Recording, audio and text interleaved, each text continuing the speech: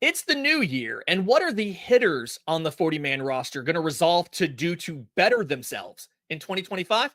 Let's talk about it.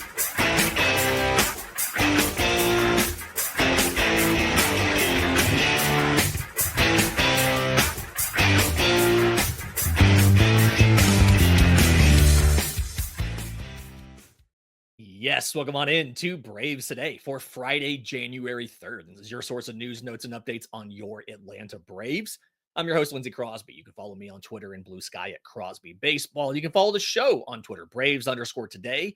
We have a Facebook page and an Instagram as well. And as always, you can find all my written work, bravestoday.com. That's the Braves Today Substack, as this is both a podcast and a newsletter. And as we're getting into the new year, we're waiting on the Braves to, do something, try to poke AA with a stick over here. It's time to look at the 40-man roster and figure out how can these players, who are more than likely, these are the guys we're going to war with on opening day, how can they be better than they were last year? Some of these are obvious. Some of these are a little bit of harder work, but every single player has a way they can get better. We did the 23 pitchers on the 40-man roster yesterday. Today are the 17 hitters. And we're going to do this by position, start catchers, infielders, outfielders, and the DH of Marcell Ozuna. So starting with the catchers, I think the big thing here, Sean Murphy, he needs to capitalize on the near everyday playing time he's going to get. He's been in the timeshare with Travis d'Arnaud each of the last 2 years. And he admitted at Braves Fest last spring that he wore down a bit in that first season in 2023 in Atlanta down the stretch because of the heat and the humidity. Just how much hotter and harder it is on your body to catch in Atlanta than it was in Oakland, where he had been his entire career up until then. And so that timeshare, he got hurt to start the year last year and he was never really right coming back from the injury. He struggled with fastballs uncharacteristically. The guy has, weakness in his obliques and a little bit of lingering soreness. You could see how a guy could struggle to catch up to fastballs. Like it makes sense. But he's been at his best, both in Oakland and in Atlanta, when he's gotten near everyday playing time. In 2023 early, there was a month where Travis d'Arnaud was out after suffering a concussion. I think it was either his third or fourth of his career. Took him a while to get back. Sean Murphy played in 24 games in that calendar month, batted .302 with a 1.126 OPS. Just absurd performance. Made the All-Star game in 23 because he was amazing defensively. He had that incredibly hot month and was batting really well at the All-Star break before he started the fatigue down the stretch. I think now that he's had 2 seasons to acclimate to the heat and humidity in Atlanta, and he's had plenty of time to recover from last year's oblique injury, I think the plan, especially with Travis d'Arnaud leaving and going to the Angels, the plan needs to be Sean Murphy starts 4 out of every 5 games. Chadwick, Tromp, we'll get to him in a second. He'll make the opening day roster. He's out of options. He's a good defensive catcher. He is a backup. He is a backup quality catcher. And so you're not going to run an even timeshare between Murphy and Tromp like you did Murphy and d'Arnaud. Sean Murphy, who's getting paid plenty of money now, his salary has escalated as we got farther into this extension. The guy he was sharing time with is gone. He needs to step up and be that 2023 first half Sean Murphy that we know he's capable of. Part of the reason Atlanta went out to get him from the then Oakland A's via trade. For Chadwick Tromp, his goal in 2025 is easy. Hold off Drake Baldwin. Again, he's a good defensive catcher. He's not great, but he's a good defensive catcher. And last year in Atlanta, he got some playing time. Obviously, Murphy missed some time. He was the guy that was up in Atlanta. He batted .250 and 54 plate appearances. He didn't do a lot from the power department and things like that. If Sean Murphy's hitting like we think Sean Murphy can, and Chadwick Tromp is starting once or twice a week and batting .250, Drake Baldwin's not going to get called up if there's no other injuries on the roster. Now, if you lose Marcell Ozuna and you have DH spot open, maybe they do get Drake Baldwin and ease him in via some DH duties. But if Murphy's playing like we think he can, and Tromp can bat .250 and play okay defense twice a week behind the plate, Drake Baldwin's not going to get an opportunity in 2025. So that's what Chadwick Tromp has to do. While Drake Baldwin can get more seasoning, we've heard the quotes from AA. He wants these catchers to get as much experience as possible before you bring them up to the majors. Shift to the infielders, doing this in alphabetical order as well. Starting off with Ozzie Albies, the easy one here is stay healthy, right? We've pointed out there's a trend for Ozzie Albies. 2021, 2023, he was healthy, great numbers, MVP finishes. 2021, he played 156 games. He missed a significant time in 22.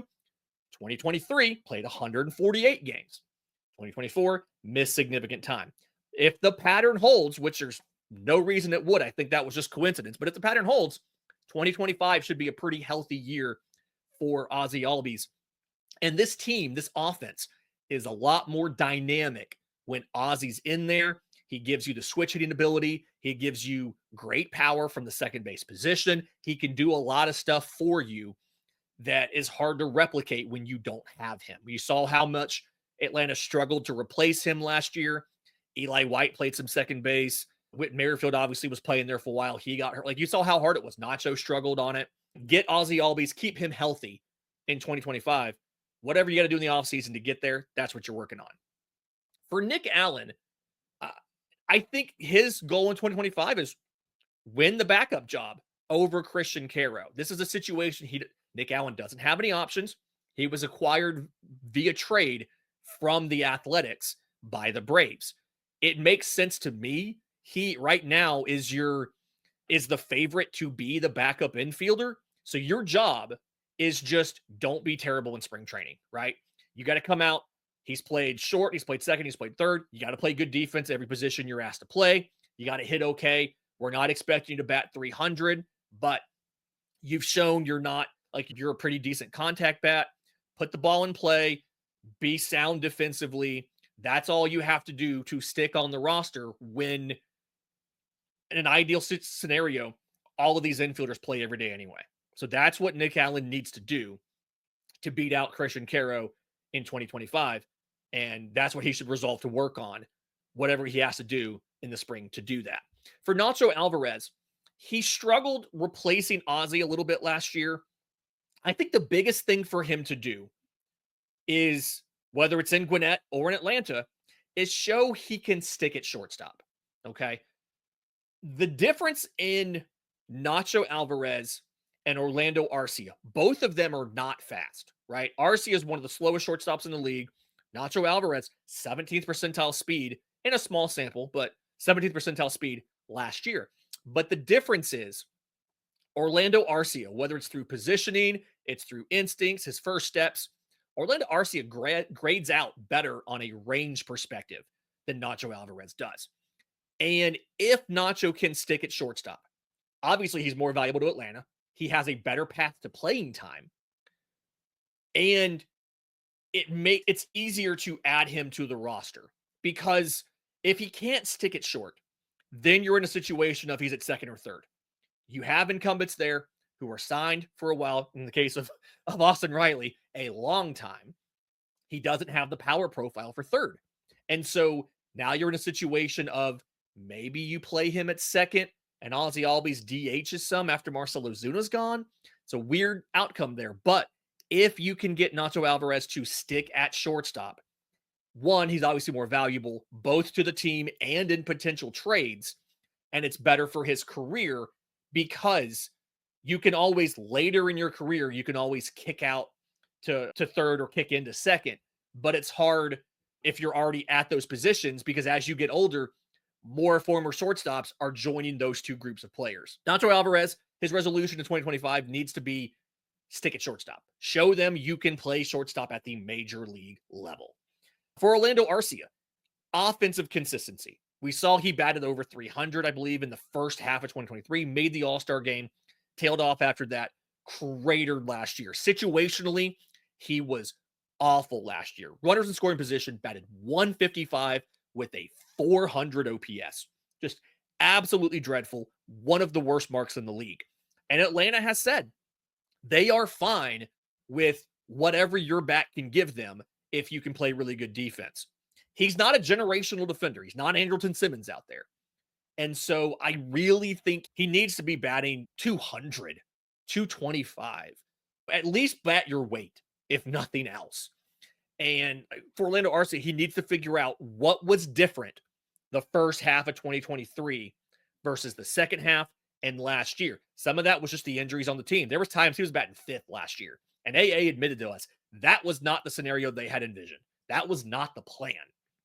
But either way, Orlando Arcia has got to figure out how to be more consistent at the plate in 2025. Christian Caro, we already touched on him when we talked about Nick Allen, but make it through spring, I think, should be the big goal here, right? If nothing else, even if you don't beat out Nick Allen, showcase to other teams that you're valuable and that they should try to pick you up.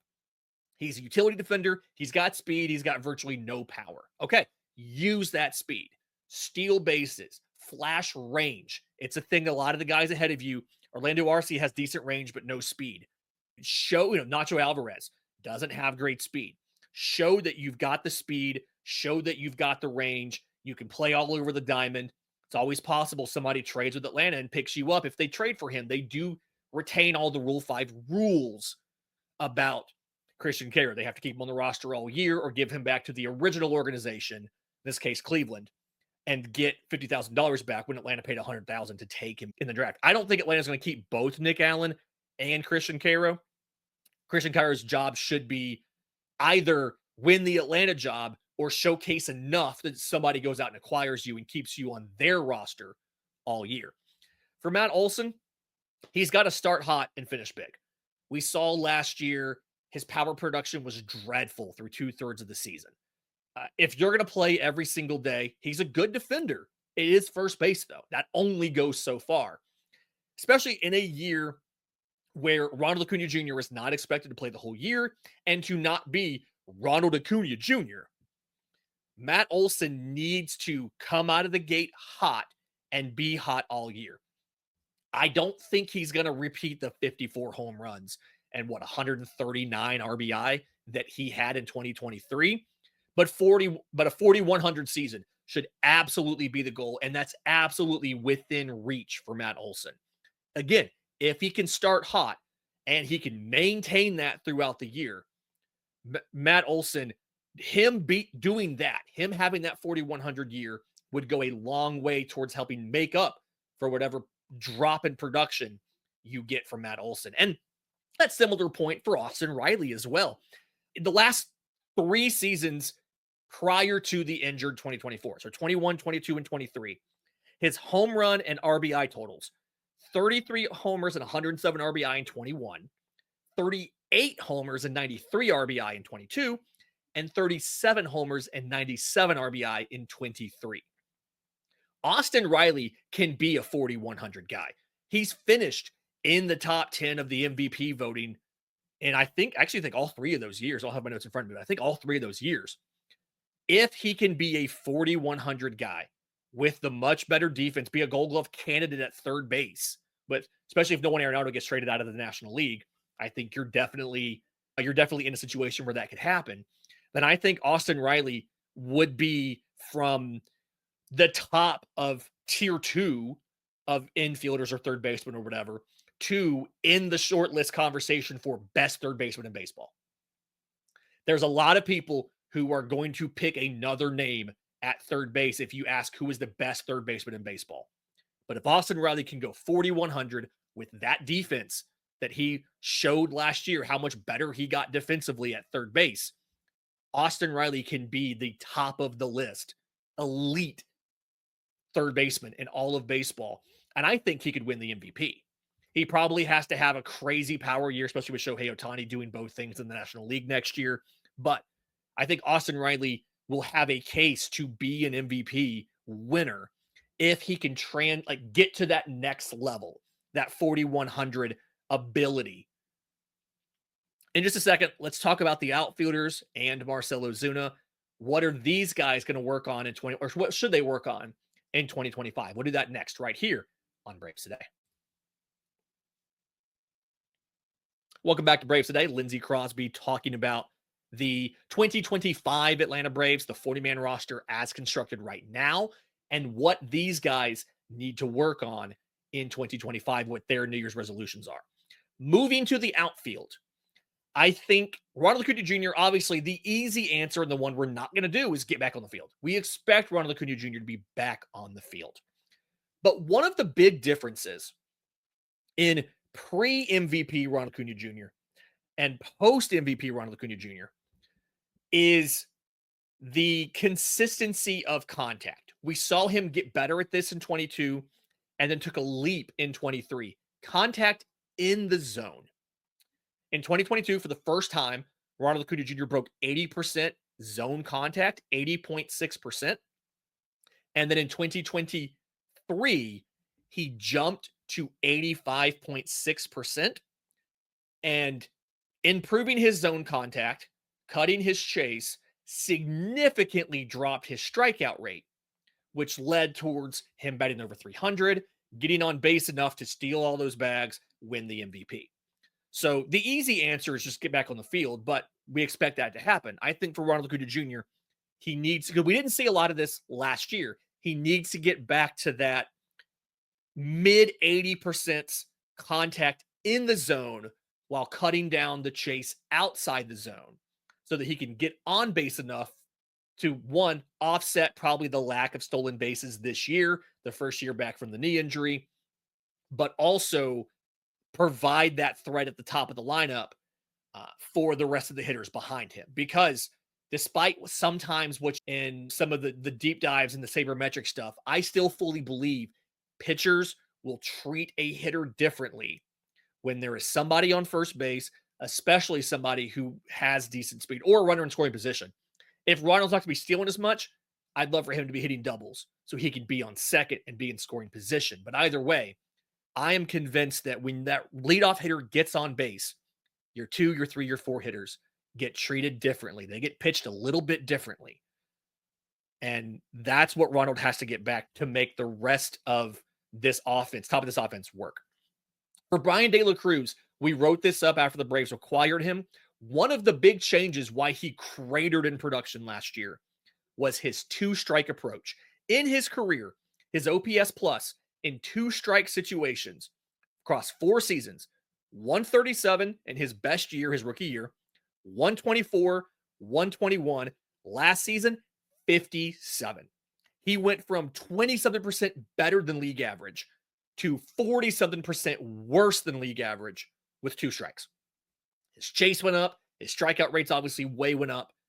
Brian De La Cruz needs to do better about getting into hitters counts, one, getting into advantage counts. And then when he is in a 2-strike count, being more sound in his approach. We're hoping Tim Hyers can help with this, but it's not the only thing that Brian De La Cruz has to fix, but to me, it's the most glaring issue Brian De La Cruz has to fix. Because down the stretch last year, all you had to do is get him to chase early, and he was cooked. There was no way with 2 strikes he was going to do anything offensively. And even from the 8 hole, that still hurts your team. You got to get that fixed for 2025. For Michael Harris II, play all 162 games. Obviously in 22, mitigating circumstances, he wasn't called up till partway through the year. 2023, he had that back injury early in the year, took some time to get back from that. Last year, he had that hamstring strain, the first severe one of his career, was on the 60-day IL, missed over 2 months. When Michael Harris is healthy and if he could play every single day, and that's something Snit talked about at the winter meetings. I believe we did that show the Monday or the Tuesday of the winter meetings. We did that show with comments from Snit about that if you want to go back and find it. But I think he's capable of a 25-25 year. The first 2 seasons, he finished really close to 2020. The homers were close. I believe the steals were actually right at 20.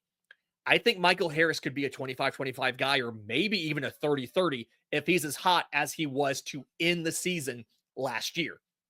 So if Michael Harris can play all 162 games, can stay healthy, I think he can take that next leap, similar to Austin Riley, and go from one of the best guys in tier 2 to an elite center fielder, where he's considered one of the best center fielders in the game. Because Braves fans We already think he is. But around baseball, he's not seen as one of the best. He's seen as a very good center fielder. And I think he deserves to be treated as the elite center fielder that he is. Jarred Kelenic, become an everyday player. Like, you got to show the consistency from at bat to at bat, from game to game, from the week to be in there every single day. He's got platoon splits. And even if you have to, from time to time, platoon him with somebody else, like when Ronald comes back, him and Brian De La Cruz might platoon in left field. But I do think that Jarred Kelenic, I think he can bat 250 with a 750 OPS, strikeout rate under 30%. 20 home runs. That should be the goal for Jarred Kelenic. And if that is what you're getting from your number 7 hitter, while he's playing good defense in left, still has the cannon, getting some outfield assists and things like that, you are absolutely happy with that from the number 7 or 8 spot in the lineup. And that was the goal for him last year, was what's put him at 7 or 8, right ahead of Orlando Arcia. And let's just let him do his thing down there. And obviously, because of injuries, he had to move to leadoff and center field. And it wasn't the same situation that you were trying to put him in. I think this is the year where Jarred Kelenic needs to do the work with Tim Hires, with the rest of the hitting staff, maybe with Chipper Jones a little bit, who does still consult for the team. He just doesn't want to be a full-time coach. And that should be the goal for Jarred Kelenic this year, is show this team you can be an everyday player, and they don't have to keep every offseason looking for left fielders to either platoon with you or replace you. Carlos D. Rodriguez, this one is just make your MLB debut. You're on the outside looking in. You have a 40-man roster spot, but you have a non-guaranteed contract. You have all 3 options still. The odds are he's not going to beat Kelenic or Brian De La Cruz to make the opening day roster. Eli White doesn't have any options. I expect him to make it as the 4th outfielder, or 5th if they keep an extra one.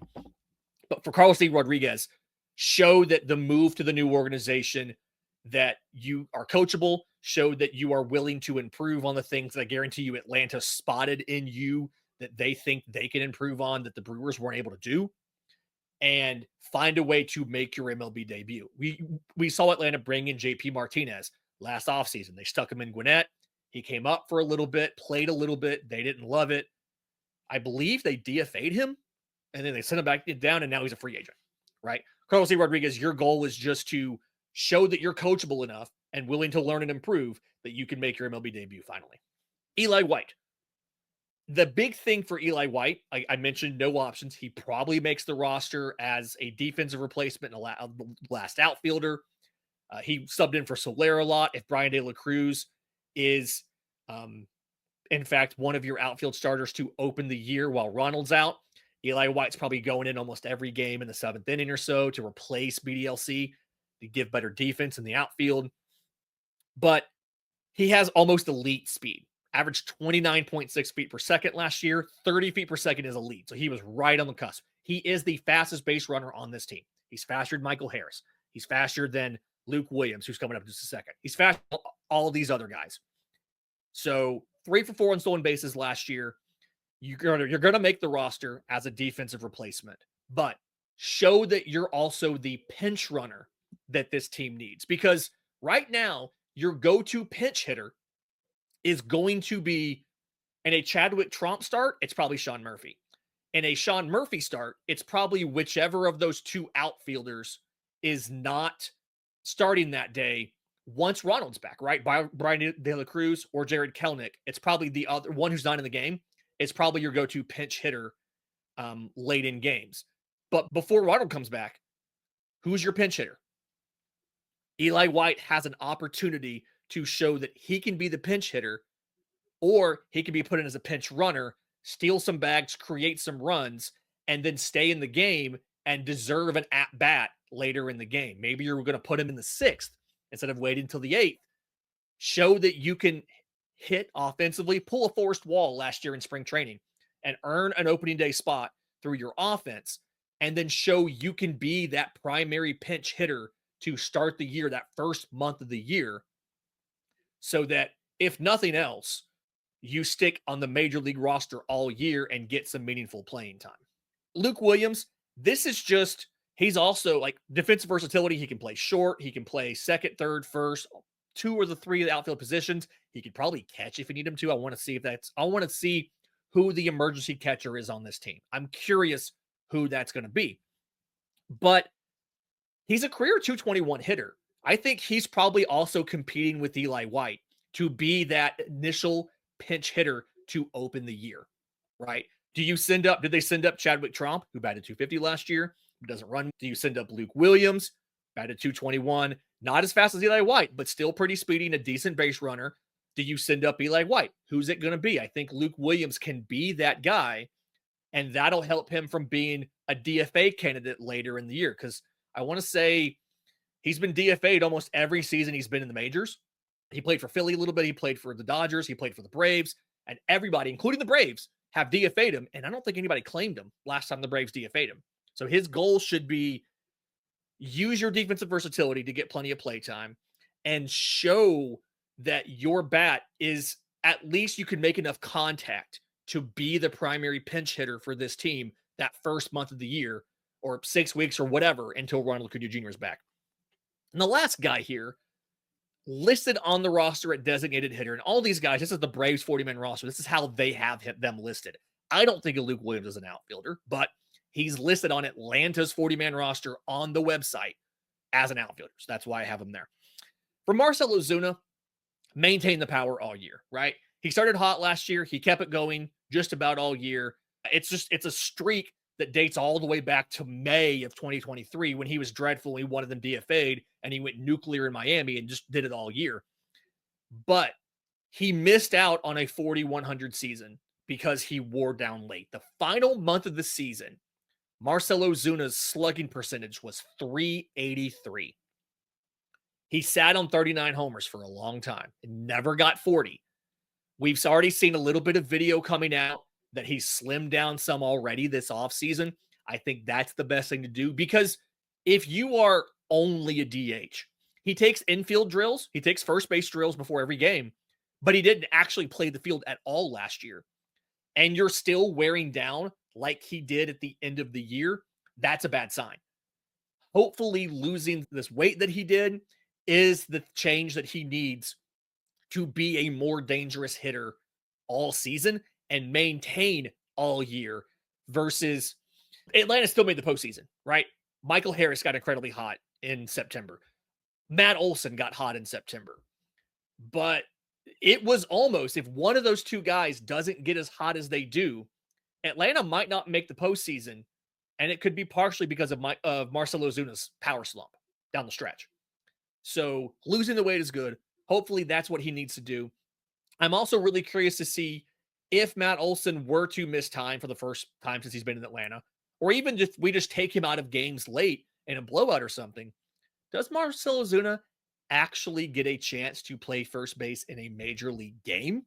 He's done it in spring training. He's played first base in spring training. I've watched spring training games in person where he was at first base. Does he get to do it in the regular season? I think if he slims down and shows a little bit better athleticism and ability to move around the bag, they may let him enter a game late if they're giving Matt Olson a break. Curious to see how this works. This has been Braves Today for Friday, January 3rd. Listen on audio. Do us a favor. Leave us a 5-star review. If you're on YouTube, subscribe to the channel. Hit the notification bell when we drop the next episode. Barring some sort of crazy acquisition over the weekend, we'll be back on Monday. Until next time, this has been Braves Today.